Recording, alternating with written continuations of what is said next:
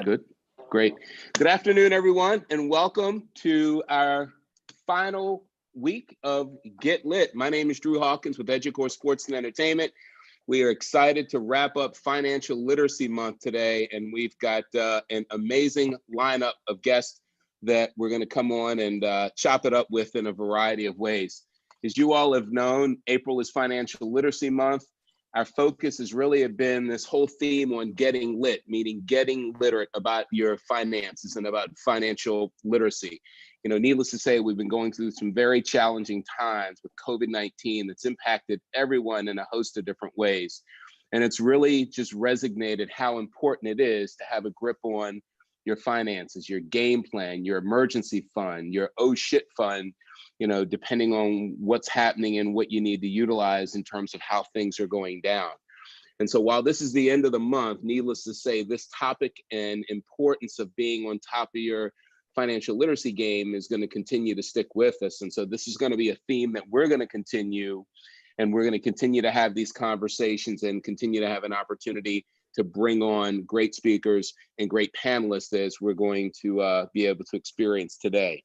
Bart Scott, co-host, will be joining us momentarily, I think, having a couple of technical difficulties up there in New Jersey, but confident it will be worked out shortly. And so, as I said, we have had some great speakers this month, and we are going to end the month on a bang. You all know that we obviously have indicated that Warde Manuel, the athletic director at the University of Michigan, joining us today as our special guest, but we also have an amazing late addition to the conversation today, and that is Kevin Anderson, who was a former athletic director at West Point and at the University of Maryland and out at Cal State in Northridge. So again, when we think about all these things that are happening in the world of collegiate sports, you know, this could not be a more timely opportunity to have this discussion today. So by quick way of introduction and background, Kevin is a San Francisco native, graduated from San Francisco University. I'm going to tell you right now that I'm shortening both of these individuals' bios because they are long and deep and accomplished.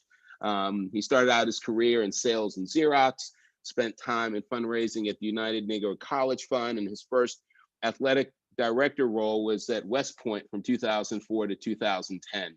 Left West Point, was very lucky, even though I'm not a University of Maryland graduate, to have him at the University of Maryland helm. Needless to say, I'm a Maryland resident.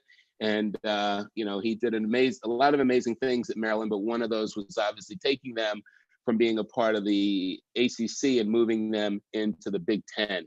8 years at Maryland, transitioned over and was the interim at Cal State Northridge. And he also now does some great consulting work actually with Edyoucore Sports and Entertainment as a senior consultant here. Warde Manuel, and again, abbreviated because again, this brother's bio is long and accomplished as well. Warde is originally from New Orleans, which explains why his cooking skills and culinary skills are absolutely through the roof. His family has been the benefactor of eating some amazing food over the course of being in the house with Warde during COVID-19. He's a three-time Michigan alum, 3 degrees that this brother has gotten from the University of Michigan.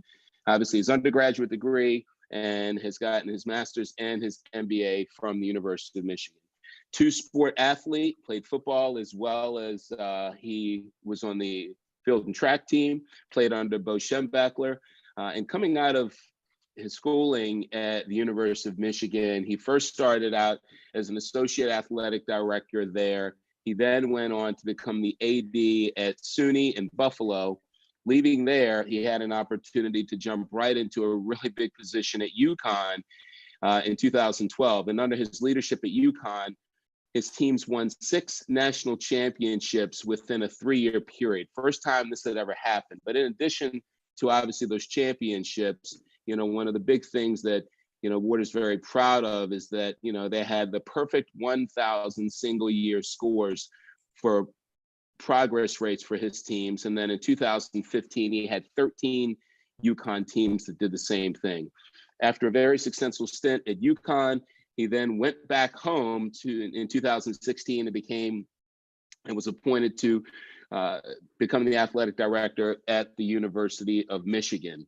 And so again, I've been very lucky to have met both of these gentlemen, have developed great relationships in a variety of different ways. And again, there's been one common theme that has connected us together, and that was both of their wills and determinations and foresights to have an opportunity as it relates to being very focal regarding the work that they've done for their student athletes as far as financial literacy and financial education is concerned. So again, welcome to both of you. Very excited that you are both here with us as a part of this conversation today.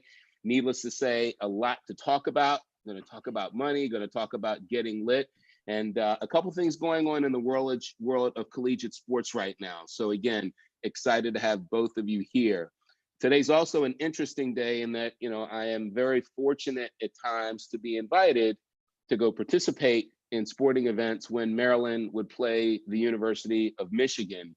And those are days where I'm somewhat torn in terms of what I would have to wear, big blue or red. So Warde, Tom Moorhead shouted me out this morning and made sure that I was representing big blue in a meaningful day today. So you see it, I've got the hat on.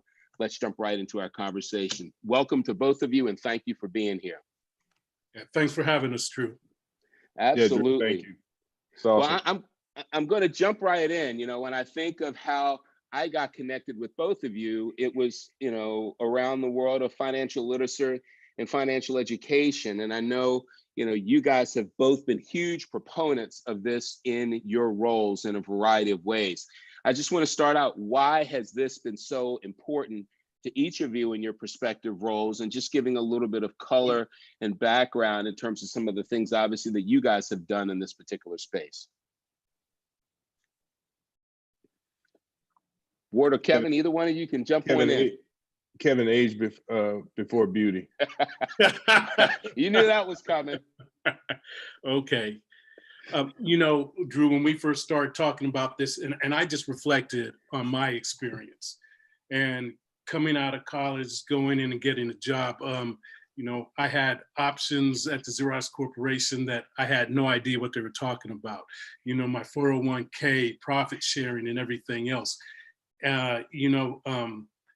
I wish I had been educated and had our organization.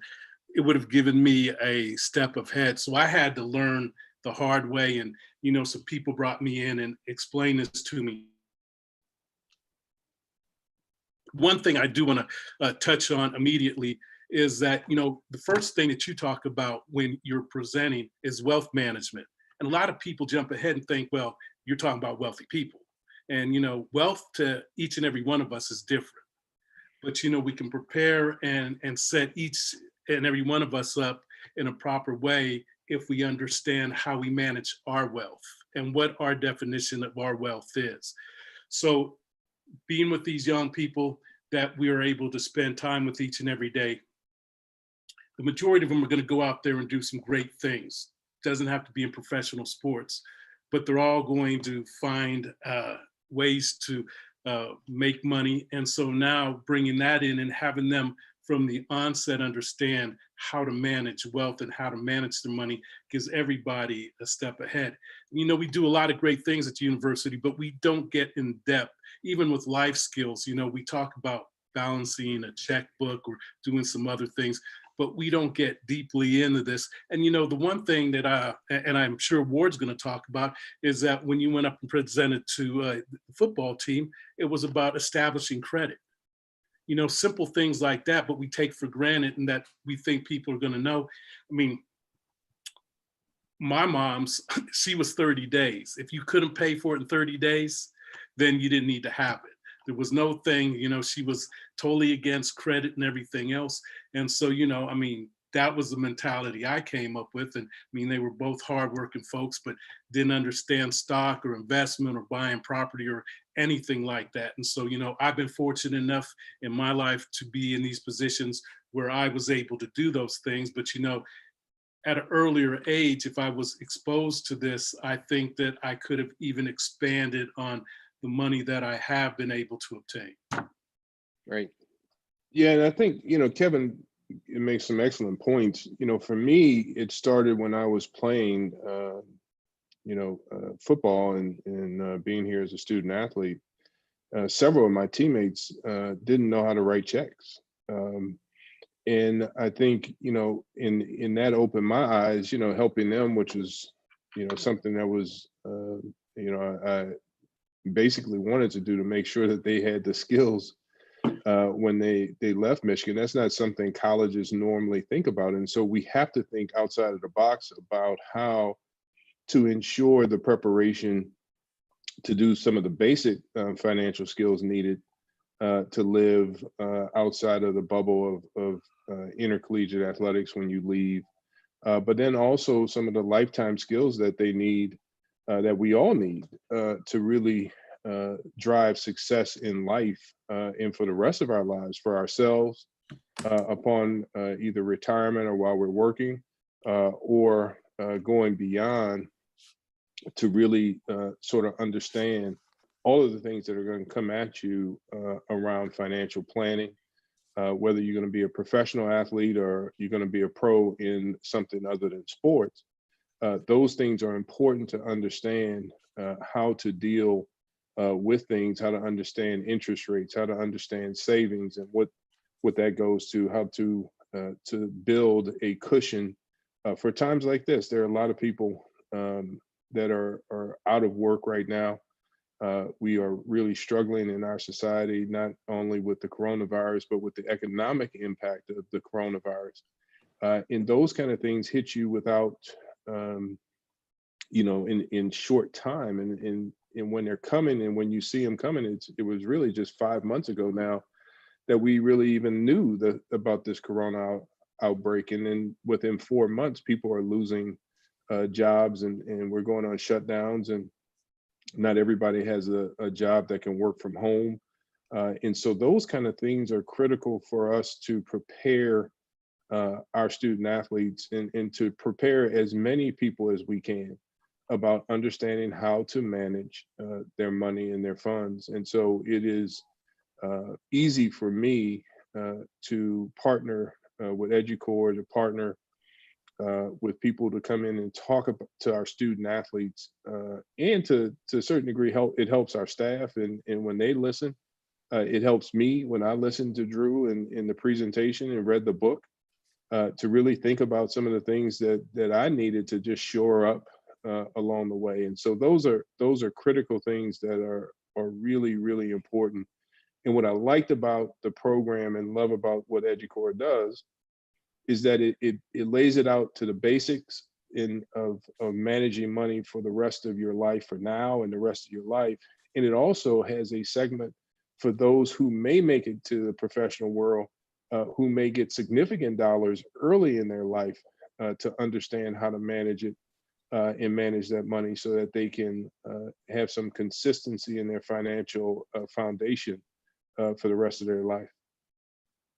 Great, great feedback. And again, thank you for that, Warde. And, I want to applaud both of you, because what a lot of people don't know is, I had the privilege of connecting with both of you guys, let's call it 6 years ago, and different circumstances. We had this conversation, and you guys didn't say, well, come to my campus and let's, put this in front of a couple of students. Warde, we spent almost 3.5 days at your former employer in front of, 800 student athletes. Kevin, we did the same thing with you at Maryland in front of 750 student athletes. And, Bart, who's just joined us now, obviously spent time with both programs. Why do we not see more colleges, more athletic directors, again, just being more proactive and realizing the importance and the impact that they can have in this particular area? Well, I think a lot of people have the desire that, look, we're not alone. Many of our colleagues are talking about doing things in this manner. I think it's the level of programming that we, those of us who really believe in it, sort of invest in for the future of our kids. But I think across the board, everybody's trying to make sure our student athletes are prepared for the rest of their lives. As I said at the beginning, this is not the core of what universities do. even in our business schools, we don't normally have classes on, financial literacy for you as a person. They teach them a lot about the financial theories and operations of companies and the like, but it's not a lot that we focus on. And so it's incumbent upon us to do the extra preparation and help our student athletes understand why this is important now for the rest of their lives. And that I think is just everybody is doing it differently, but I would venture to say almost 100% of my colleagues and Kevin's are interested in making sure that our student athletes are prepared for what they're going to face for the rest of their lives. Now, just from my standpoint, I'm sorry, I didn't mean to jump in, Kevin. No problem. Go ahead. I do a radio show here, and the most fascinating conversations that's been coming up is just how universities are really being hit the hardest from COVID. The fact that staff is having to be furloughed, but I think it's put a shining light on the value, the dollar value of athletes, and we've been calling them student athletes, but almost athletes. And now, universities are starting to come up with contingency plans about maybe letting athletes own their likeness now, in light of a lot of basketball players decommitting from schools to be able to go to the G League. And do you guys think that that's a real threat to maybe take away some of the 1% of the athletes that can go straight to the pros? Bart, I think that, the talk on the street is that they're looking at bringing in 25 of these students out of high school and let them participate in the G League. So that changes the whole landscape of intercollegiate athletics and basketball, because now you have 25 young men that were going to go to somebody's campus and play. So now it just, it broadens, and then it takes away from some of the recruiting pool, because you're going to be minus these 25 people, but 25 other people are probably going to get an opportunity that they might not have had at this level. So, it depends on how you look at it and how you go about it. But, this is just like the stock market. This virus has corrected intercollegiate athletics, because when you start looking at the budgets and everything else, some people are talking about reducing salaries. Some people are furloughing. Some people are talking about layoffs. Some people are talking about reducing their teams and their sports. But however it goes, how we spend this money. And, I think the misnomer is that most people think that each and every one of these programs are rolling in dough. And there's only about 5 or 6 of my brother Warde. He's probably one of them that has a surplus and that has, that kind of wherewithal where they probably could work through this. But everybody else is, working on margins, and it's just like most of us, it's almost like paycheck to paycheck. Yeah. So we're going to find what we do. I believe that we're going to start looking at the salaries we pay, some of us. We're going to look at the buildings that we build, some of us. And, this, I think, will help many programs, because instead of building the bowling alley or having the barbershop in the locker room, now we're going to have our students go up on campus and partake with the other student body and be able to have that well-rounded experience that you want them to have when they come to our campuses. Well, when you look at the Power 5 conferences, do we really have a real value on what these student athletes bring to a program and also bring to a university? Because I can imagine Nick Saban's not getting paid $10 million a year because he's a great person. I would think he was getting paid maybe $10 million a year because of how much money the program brings in. But we don't see that reflected in maybe what the student athletes get as far as compensation. Now, I know it's not true for every sport, but for the sports like that, that carry college football, is it some type of annuity that we can put for some of the 90% of the players that's helping to build this profit, but they may not be receiving it because they will never go professional? Like, is it some way that we can kind of share the pot of the money that LSU and universities like that bring in, where the student athletes can get ahead in life? Because being a student athlete is not just a, it's like having a full-time job and also being a student at the same time. So how do we compensate them? We've seen this a little bit with Northwestern. We've heard Jay Billis kind of stepping out there. And I think maybe now sports will never be the same, where we have to really listen to these students and listen to their complaints as far as quality of life and also what they're being compensated for, what they're sacrificing. So Bart, I will go back to your first question that Kevin talked about. I think it's great for the young men in this particular case that they have the opportunity to go out of high school and play basketball if that is their choice and what they're offered. And so from my standpoint, I think it's terrific that the NBA is starting to look at the G League and choose up to 20 or 25. I don't see it as a negative, for college basketball. Others may. I think if we're focused on the opportunities that exist, and if these young men can have those opportunities and go play professionally a game that they love, that they play at a high level, that I am very supportive of that concept and would be very supportive. I am in baseball, I am in hockey, and maybe it's something, it's a time that basketball is going back to that. I don't think the game of college basketball was hurt because LeBron James and Kevin Garnett and Kobe Bryant went early to the NBA. That is terrific for them. Now, we missed having them in college, but it didn't hurt college basketball. It didn't put college basketball in a bad position. I think about Michigan, and a couple of years ago, we went to the finals. We didn't have one 5-star kid on our team coming out of high school. And we went through, and there were many others along the way. We ended up losing to Villanova, who I think in the same vein didn't have any 5-star kids on their team. And so from the perspective of college basketball, I want to make it clear, at least from my perspective, and many of my colleagues that sit, who are ADs across the country, don't see it as a bad thing to provide kids opportunities to go pro right out of college.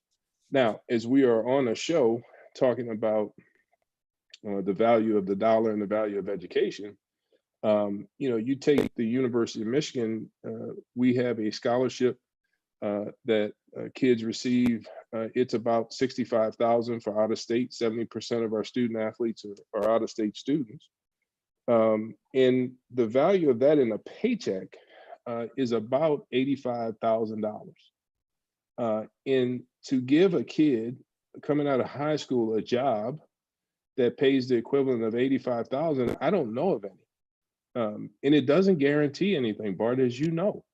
I was a first team consensus All-American, would have been considered a 5-star coming out of high school to play at the University of Michigan. I didn't play my freshman year. Many do now, but back in the day, I'm old. And so back in the day, a lot of us redshirted. I started my sophomore year, and then my junior year, I had a neck injury. My senior, and played very little. My senior year, I could not play at all. And the University of Michigan still paid for my degree. Didn't kick me out, didn't tell me I had to go home, paid for my degree as a medical redshirt. We probably have 15 to 20 between all of our sports, not just in football. 15 to 20 of those student athletes on that we pay for and take care of right now, that we don't stand up and tell the world and tout that we're still paying for the academics for kids. We have 4 or 5-star, 3-star kids that don't play because somebody beats them out, and they play on a team for 4 years, but they don't start. They don't have a significant role on the team, and we pay for their scholarship without kicking them on to the side. And yes, football, basketball does take care of what we receive from that. Pays my salary and our coach's salary and many others. It pays for what we do with other sports. We have a total of 29 sports, 31 teams. It takes care of that with the revenue generated off of that. And so in short, I think from my personal perspective, there is a significant value to the scholarship that we provide and the support that we provide for our student athletes without necessarily saying we need to put additional dollars in to them because they make all of this money. And then the last point is the name, image, and likeness. I am a big proponent of what we're doing now. And it has nothing to do with just what happened. I mean, it coincides with this coronavirus and what the world is dealing with there, but it's not a factor of it. It actually started before, and there was legislation coming out of California where Kevin lives that sort of pushed the envelope on this, and I really applaud the work of the committee and where they came out in terms of the release yesterday of their report, excuse me. And so I think we have a lot of work to do, but I think we're going in the right direction in terms of the opportunities that we're unlocking now, which in my opinion, is the right thing to do. And I do agree with some of the pundits who say it hasn't been soon enough, but it is good that we got here and that we're doing this. And so, you know, for all of us, I think we understand that value, and then we need to just keep trying to do things that benefit our student athletes and benefit them not only, you know, from the financial investment, but benefit them for their lifetime in terms of what the value of our degrees are there, the value of the education that they receive in the classroom from world-class faculty around the country, but also what we do for them in addition for things like this, where we bring in Edyoucore and others to really talk to them about things that'll help them for the rest of their lives. Hey, Warde, on that topic, you know, when you think about obviously the announcements that were made in terms of, you know, name and likeness, how many student athletes do you think this ultimately impacts on an annual basis once things are up and running? And I guess the other question, you know, that I have that's part of conversation is when you look at certain schools now that have had really good competitive advantages in terms of bringing talent into certain places, does this widen that gap of where students now may consider going, you know, as it relates to what they may have an opportunity to make from a NIL standpoint? You know, the potential is there for all of our student athletes to have some value or some economic value in essence, really, and the reason why is because of social media. I mean, we really, you can see it, y'all. I don't have many friends who are tied into the social media, but I'm sure the three of y'all probably know a number of people who have YouTube channels, things that they do on Instagram that they make money off of that are sponsored. And so while, you know, people see this as, you know, only those kids who are going to make, you know, endorsement money for doing, you know, television commercials and the like. I think a lot of it is going to come from the social media platforms and the ability with the phone or like we are on a computer to be able to generate interest in having people to communicate to in a sponsored sort of way. I think the fact that now some of our student athletes can go out and do lessons and get paid for them, do camps and those kind of things, as I read some of the potential things that they can do are going to be of good value for them to be able to use, you know, their experience and their athletic ability to go out and generate income, additional money for them outside of a scholarship and the like. And so I think there's the potential for a lot of value there. In talking to one of our legislators who put forth the bill, he was a tennis player at a small college here in the state, and he wanted to do lessons on the side in the summer and couldn't because he wasn't allowed, and that sort of motivated him to help write our bill. And I think some of those things we're going to see where people won't make a lot of money through endorsements, but they are going to be able to have the potential to make money off of some of the things that they do very well. I wanted to go back to what you were talking about as far as the G League not hurting the basketball, the sport of basketball. I actually agree with you. I actually talked about that today because I think really what the NCAA can sell is the fact that these athletes are going to come here and they're going to be there for 4 years and they're going to be able to have rivalries. We're going to be able to get to know our stars opposed to these one and dones. By the time they come in and Calipari has a different starting five every year, we never get a chance to embrace them. We never get an opportunity to have heroes and villains.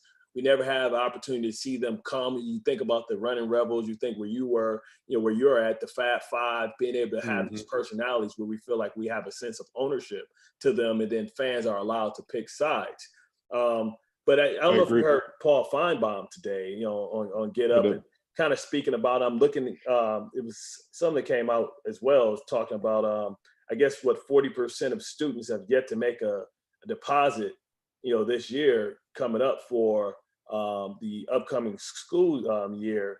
And we know that you guys are losing revenue as far as like the dorms and things of that sort.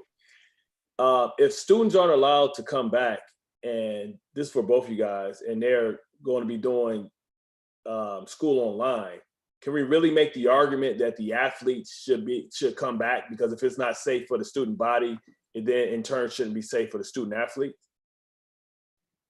No. Hey, Bart, I believe that we need to listen to the medical experts and the scientists, and that, if it's not safe for everybody to be on campus, then nobody should be.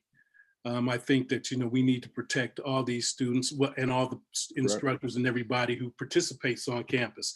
So, there's a lot of things that we need to look at before we make a decision, and it needs to be educated. It doesn't need to be relying on politics or whatever. It needs to be made where we're keeping everybody safe. So I think that, that's the premier thing that we're all supposed to and will be looking at. I couldn't agree more with Kevin's response. And for me, Bart, it doesn't matter if it's, college athletes. I think what the professional leagues are doing is as important to protect the players and the coaches and the fans. We all have the number one priority is to be safe. We are all listening to our public health officials. We are all listening to our medical officials, our governor in our states, all the way up to the highest levels, to the president's office, are listening to experts in weighing what they're saying in the economics and the viability. But to your point, it is very difficult, if not impossible, for me to ask our student athletes to return to campus to play a game when other students are not going to be returning to campus. That is just unfathomable to me, as I think about it. And I can listen to arguments and I can be a part of discussions, but it is just hard for me to imagine that happening. And I don't. I think the commissioners, when they spoke to the president, said as much, that we need our students, our campuses to be open first and foremost before we can bring our student athletes to campus in order to just play a game. I've said all along, these are not professionals, and I don't treat them that way. They may drive ticket sales and things, people interested in coming and sitting in our stadium. We have the largest stadium in the country. Very proud of that. We do. I mean, He does. I love how you slip that in there. Yeah, well, you know what? We've had it for a long time. We're very proud of it. But I rather, if it's about the safety of our student athletes versus filling that stadium, I'd rather it sit empty until we're in a position to make sure that our student athletes, our coaches, and our fans are safe, in their health is primary. And so we'll figure it out, just like everybody is doing on the financial side. But we can't play games with people's health and safety. Do you guys the other thing, it's more complicated than this. When they talked about Major League Baseball and some professional sports doing it, if you isolate them in a hotel, you're just not going to isolate the coaches and the players. But if you have somebody driving a bus to the stadium, they can't go home and they come back and, be exposed to the players and everybody who's involved in all those, competitions. I mean, it goes far beyond just the players as well. And, thinking about that and the logistics that go with it. I mean, I just can't see if we're not going to have people come together and it's going to be safe and we have testing and we have a vaccination. It's going to be difficult. So with that being said, it can go maybe, we're thinking about a vaccine maybe in 18 months. If that's the case, how do you guys survive financially? Do you guys have endowments, or would you guys be reaching out to the federal government for loans to carry you guys over? Because I mean, we know that on campuses, you build buildings with future money, you know what I mean? So how do you guys survive that way? And how does that affect the staff? Because, usually we come there to talk to students about financial literacy, but now we should be speaking out to the staff about financial literacy, because you guys are going to have to be able to survive. We don't know if everybody in the staff were built to have a long-term savings and all those things going forward. So how do you keep those guys afloat? Well, part of that is we're not going to do anything in athletics here without the president and the board and my colleagues, the executive officers, in consultation and in conversation with them. I mean, this is an all hands on deck. We are not independent of what this university is dealing with and going through, and we're a unit of an entire university, not a unit that's going to do things that are separate. It's not a choice. It's a participatory, all hands. Everybody is trying to deal with this here. And in talking to my colleagues around the country and in the Big Ten, everybody's doing the same thing. And so, Bart, it is hard to imagine that level of not playing and not having that participation. But it's hard to imagine the greater university, 47,000 students, about the same number of employees here. This is a magnitude of which this world, nobody, maybe a few, are still living. They'd have to be 103 years old to even be born at the time of the last pandemic in 1918 that was of this significance. And so, for us and for this country and for this world, this is something that we are all in together. As I said on another radio show the other day, everybody's a part of this team. Everybody is trying to be a part and play their part on this team. We're all, in our homes doing this call, Facebook Live. I think this is the first time I've ever been on a Facebook Live program, right? It's all new to us, but we're all a part of this team that are trying to get together. And so I don't know the answer to that question and the answer to the impact on each individual. What I know is that we're trying to minimize as much as we can the impact on the employees and the students, and do everything we can to cut back on expenditures that at this present time, as Kevin alluded to, really don't matter in the scheme of things, right? It just doesn't. The things that we thought mattered in life really don't matter, are not as big right now. It's those kind of things that as we get through this, not only as an institution, but personally, it's really helping us all to reflect on what is essential for us to live, love, be happy. And while I miss the human interaction, we get it from this. And so I don't know, Bart, it's an excellent question. But what I know is that we're not alone. We won't be alone. That while the decisions will be difficult at times, there'll be decisions that are well thought out, and the impact well thought out on the people, on this university, on our student athletes, on our staff, in making the best decisions for short-term and long-term on behalf of everything that we do. Hey, Kevin and Ward, you know, we hear businesses now all talking about how they're going to have their new norm and what they're going to potentially look like when we come out of this. You know, when we think of your space in collegiate sports, what are some of the things that we're not thinking about or talking about that you all are thinking about behind the scenes in terms of potential changes and what the new norm may be in some of these areas in collegiate sports that we're not having conversations or thinking about right now? Well, I think this furthers the discussion that Barton Ward was just having. This is beyond athletics. There's universities that are looking at quite possibly having to shut down and be through. That, you know, they won't be in existence anymore. You're looking at, you know, in many of the regions of our country, you're looking at minimized enrollment and admissions and everything else.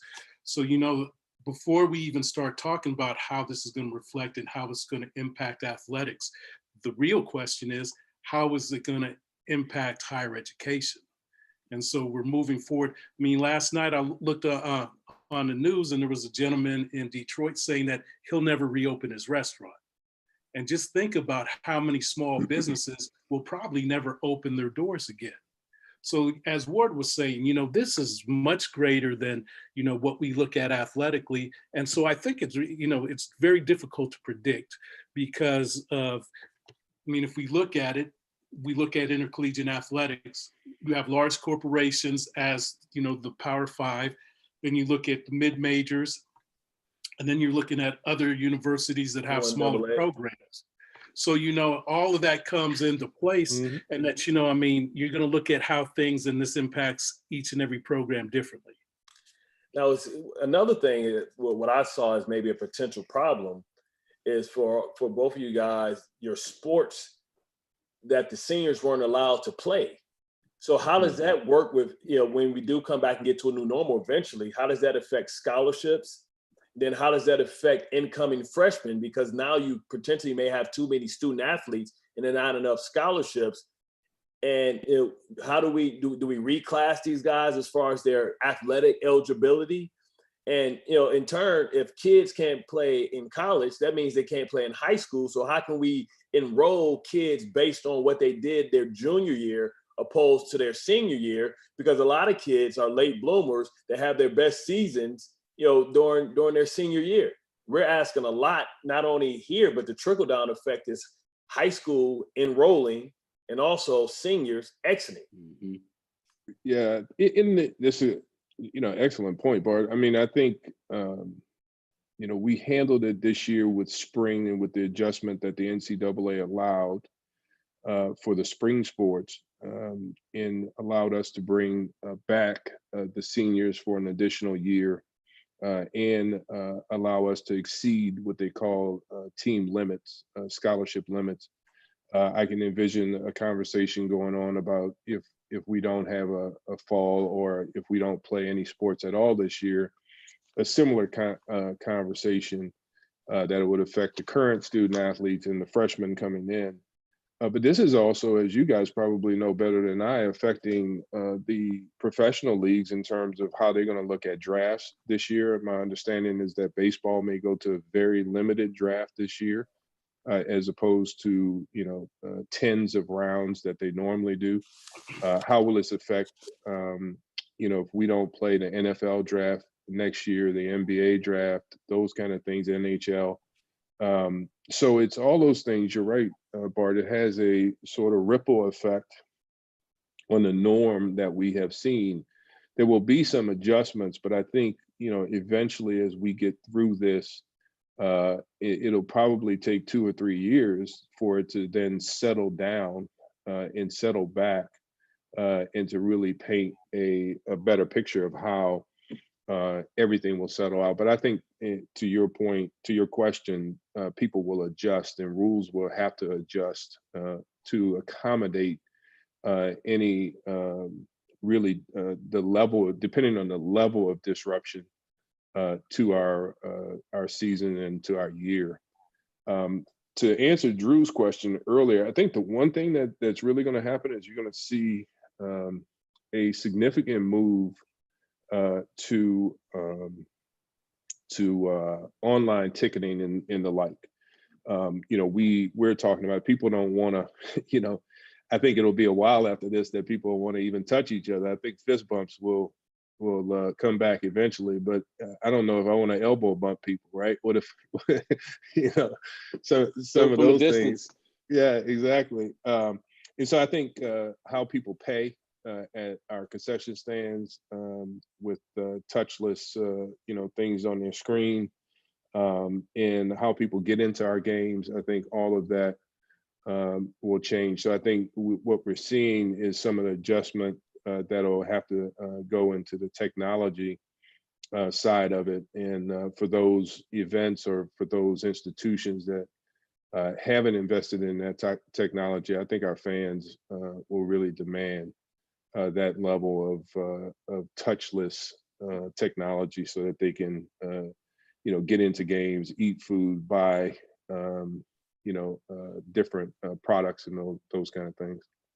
I mean, I love that point that you bring up, because that's kind of where we were going in the NFL. When you think about the Jets are one of the cutting edge teams here that they'll have their own version of Siri that tells you where to go to get certain meals, and being able to order your meals before you get there. No tickets, ticketless entry.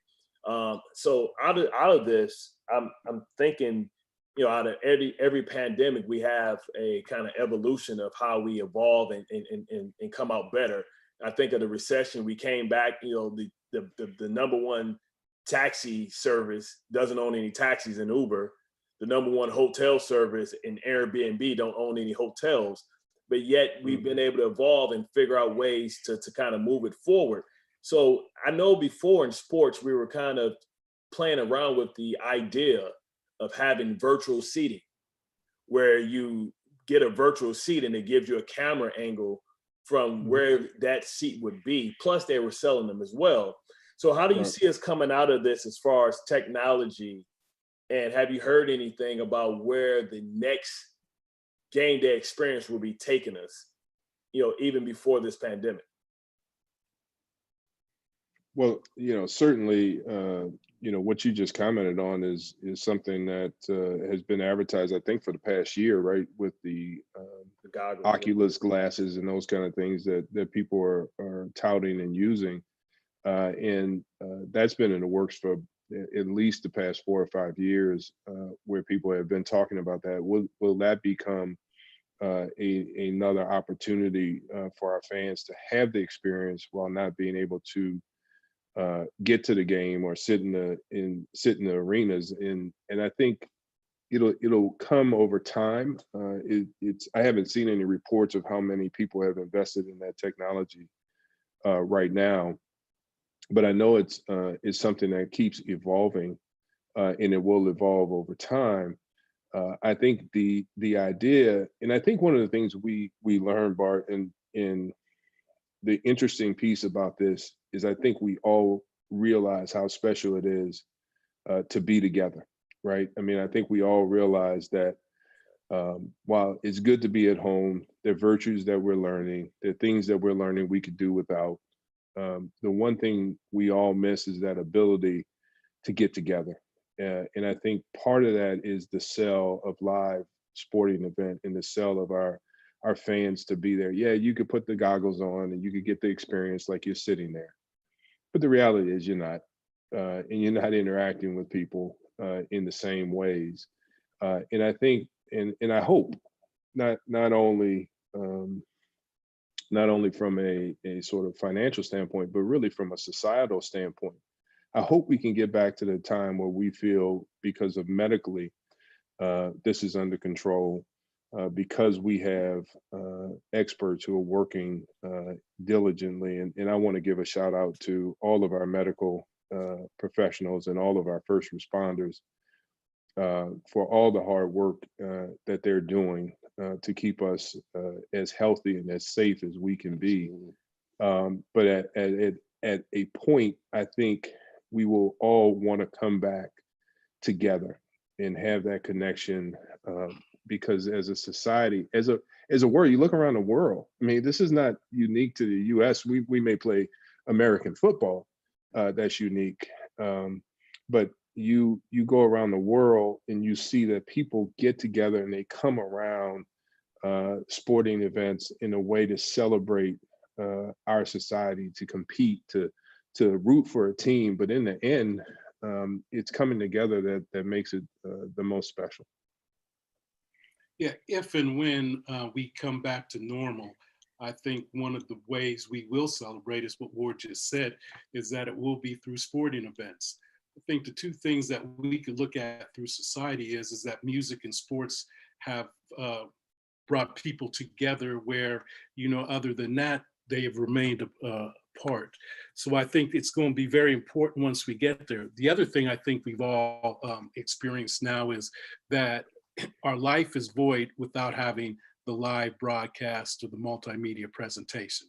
And that I think we all long for that. And so we see that, not only are we missing that, but economically, that has had a great impact on everything that we do in this world, as Warde said. So, it will be very interesting to see what we learn from this and how we use it to move forward, not only with athletics, but also with what we do as a society. It's been interesting. I mean, as we're going obviously through this period, first and foremost, everybody's focus has been on, the health crisis and the health situation. But then the next big thing that obviously we've talked about has been related to unemployment and been related to economics and finances.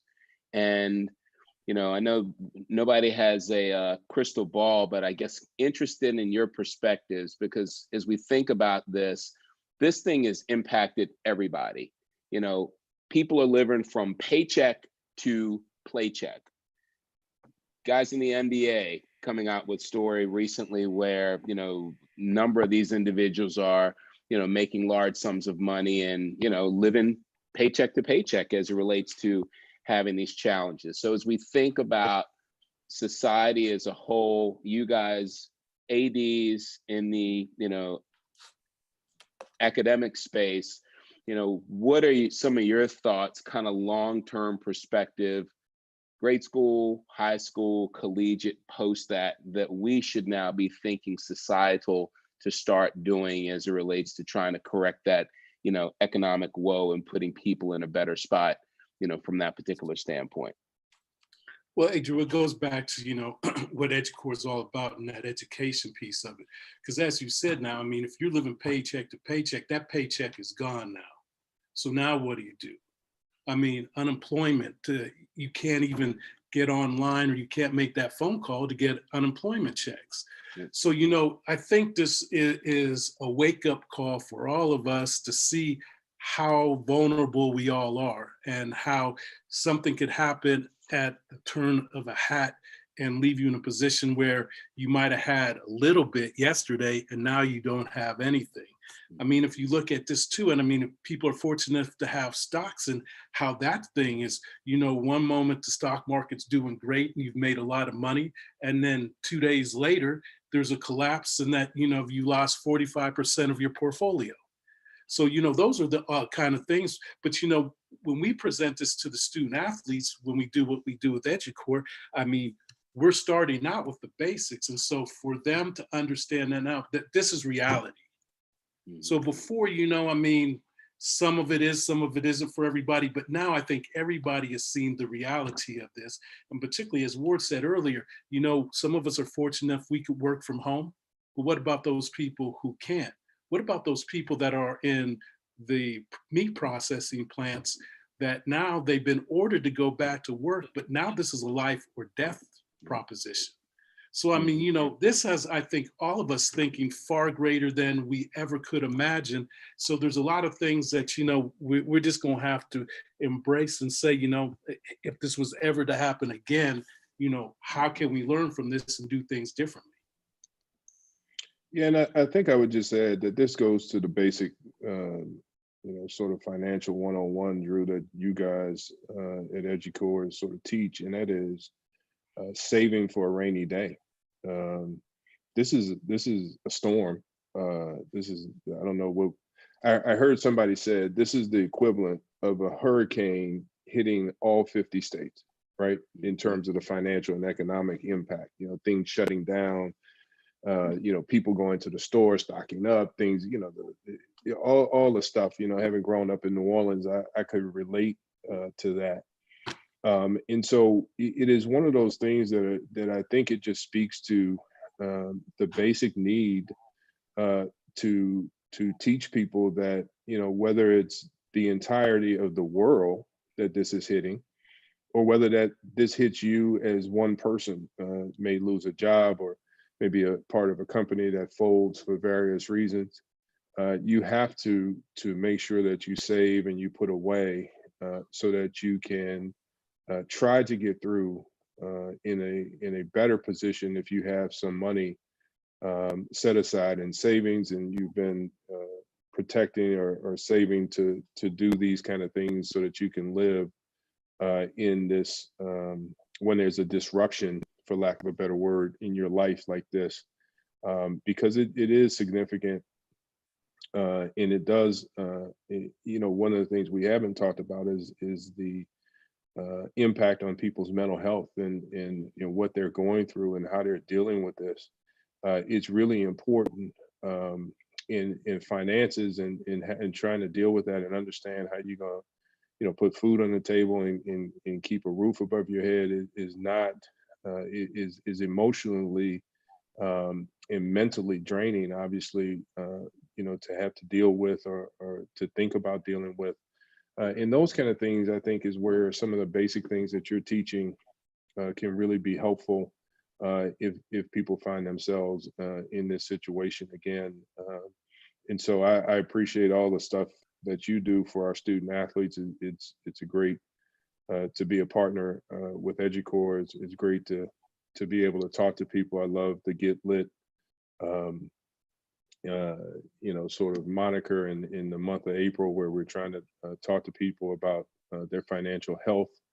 But it has such a big impact on everything that we do. And so I really commend you for all the work that you're doing in this, because this was a spark and the idea that you had after seeing how many people were impacted by not doing things the right way and preparing the right way. Thank you. Drew, Bart, one of the exercises that you go through is that exercise that's basically instant gratification. So having this money and going and buying this, although you know you might be looking at that rainy day or you can't afford it. Well, I think what this has done, the situation, it's brought us all to reality, and that, you know, that instant gratification, if you can't afford it, now not only is that gone, but everything else has gone with it.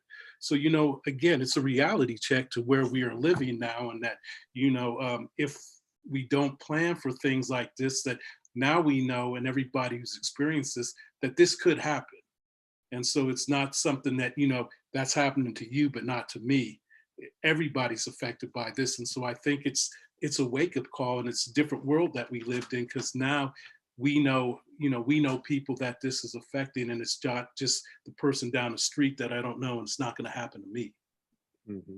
Yeah, it's resonated with everybody. Well, listen, gentlemen, we are at the 60-minute mark. And again, I just want to thank you all for your time. I thought this was a great conversation. I want to thank Keith Clinkscales and the partnership that we have with them at the Shadow League for their support and helping to promote these events. Warde, best of luck this upcoming season. I look forward to seeing you back in the stands with Brother Moorhead and seeing Big Blue do their thing. Kevin, thank you for all the great work that you continue. And Bart, can we get one final comment or one final word from you before we sign off? Well, no, I think the theme is just, this thing is real for all of us, not just for the student athletes, for everybody that's affected by this global pandemic. And I think this is a reality check that we all have to get our house in order. And I can imagine now when we go into these universities or we go into these professional teams, it'll have a lot more weight, because at some point it has affected everybody.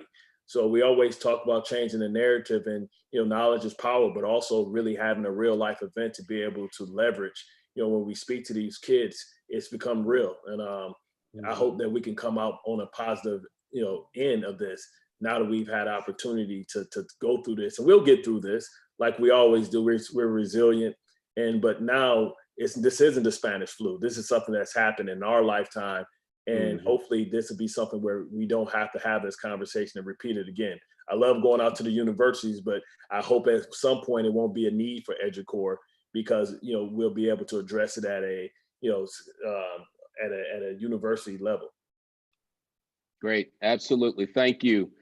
Join us next week as the Please send us series. back, 'cause I still like coming though. I need free trips. I need to get out the house. We will. We're going to keep this thing moving. We've got a lot of work to do to keep this movement at hand. So join us next week. We're going to continue the conversation, and we're going to be joined by Greg Oden, who's going to talk a little bit about life after his post-NBA career. Thank you all again. Stay Hey, safe. Drew, Appreciate all one you last do. thing. Yes, Are you sir. going to wear an Ohio State hat next week? No. I think Greg will have his Ohio State. I put it like this. on I that put it week, like this. but, If Harbs don't win this year, we're gonna put on Ohio until he get that W. Boy, you gonna let him talk about you like that? He's working on it, man. Listen, I'm from Detroit, man. You know I bleed that. I didn't realize Lloyd that. Carr did offer me a scholarship. He just wasn't serious. hey, we missed out. We missed out, Bart. No doubt. Bart, do we get a can't wait before we go? I'll give him one of these. Don't wait. Absolutely. Don't wait to get your house in order. Get that thing tight. Thanks, everybody. Stay safe. Have a good one. Appreciate it.